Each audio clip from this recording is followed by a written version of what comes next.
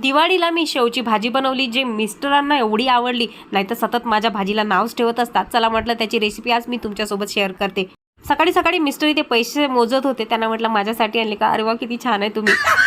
पण त्या पैशातली एक कवडी मला दिली नाही. मग मुकाट्याने प्लेटमध्ये चिवडा घेतला, पेटपूजा केली.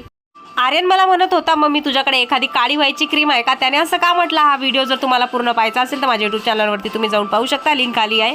दिवाळीला शेव भाजी बनवली, त्यावेळेस मिस्टरनाच काय घरातल्या सर्वांना ही भाजी आवडली होती. यासाठी 1 वाटी खोबरं किसून घेतलं, त्याला भाजलंय. 1 कांदा घेतला, तो सुद्धा भाजून घेतला. थोडं आलं लसूण कोथिंबीर पेस्ट काढून घेतलं मिक्सरमधून बारीक.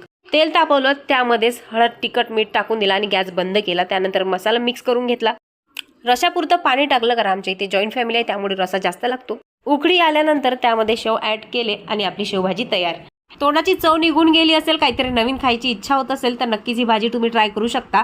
थोड्या वेळाने जाऊ सुद्धा घरी आल्या. येताना त्यांनी चपला पण आणल्या. त्याच चपलाने नंतर मुलाची मस्ती सुरू झाली.